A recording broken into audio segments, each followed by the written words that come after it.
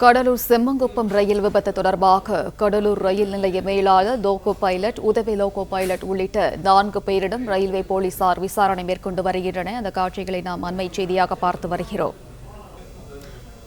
கூடுதல் விவரங்களை வழங்குகிறார் செய்தியாளர் செல்வராஜ். செல்வராஜ், வணக்கம். விவரம். வணக்கம்.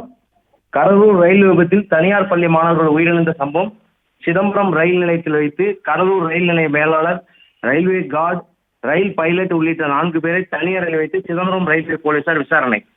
கடலூர் அடுத்த செம்மங்குப்பம் ரயில்வே கிராசிங்கில் கடந்த செவ்வாய்க்கிழமை தனியார் பள்ளி வாகனம் ரயில்வே கேட் திறந்திருந்ததால் ரயில்வே கிராசிங்கை கடக்க முயன்ற போது மயிலாடுதுறை செல்லும் பயணிகள் ரயில் மோதி விபத்துக்குள்ளானது.